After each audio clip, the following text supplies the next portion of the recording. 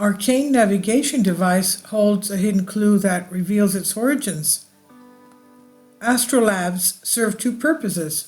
First, they are useful in an astronomical tool, especially for finding a ship's latitude, but second, they are works of art in themselves.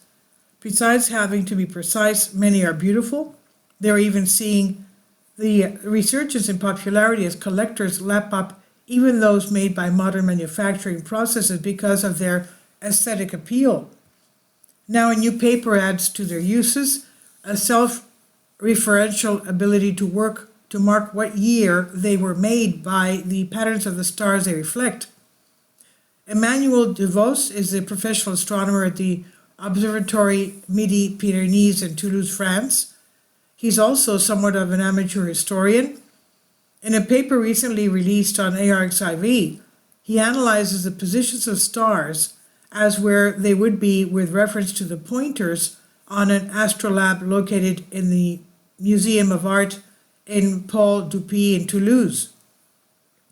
Constructing an astrolabe is a complicated process. It requires a manufacture of several parts with arcane names such as the rete, which represents the planar projection of the celestial sphere, and the mater, not referring to the animated Disney character, but the disc with graduations on the back that allow the user to determine the star's height over the horizon.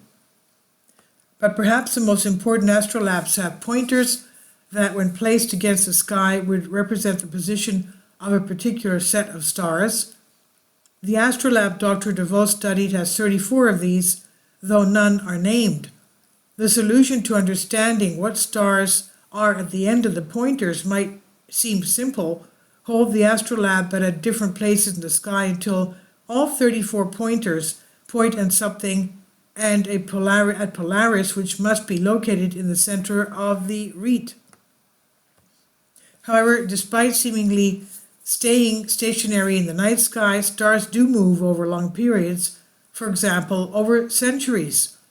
That slow drifting movement is what Dr. DeVos used to date the astrolabe, since the astrolabe lacked an obvious take of manufacture from the Dominican friars who made it, and none of the stars at the end of the pointers were named. It was time to bring modern technology into the effort. Dr. DeVos took a picture of the rete and tried to determine the coordinates of each of the 34 pointers. He then cross-referenced the star catalog that shows the position of all reference stars used on other known Latin astrolabes and tried to find the pattern closest to what was seen on the rete of the one he was studying. For an added layer of control, he limited the search between the layers 1400 and 1700 with a step function of 50 years and only on the date of the equinox for each year. He found that the equinox of the year 1550 was the closest to having referential stars near the end of the pointers on the Toulouse star astrolabe, and it did not line up quite precisely, but it was likely close enough to be helpful to the friars for whom it was initially designed. This bit of historical sleuthing using astronomy shows how cross-disciplinary research can bear unexpected fruit, even if that fruit is as simple as understanding when an object that is now only an impressive museum piece was built.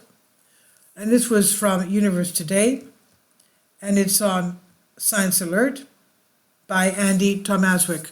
Please leave your comments. Thank you for your support. Support my Patreon account. The daily posts are 5 videos daily, and they are totally different from what I have on my YouTube channel. Thank you so much for your support and that you find all my content so interesting. You'll find the Patreon account details in the description box below.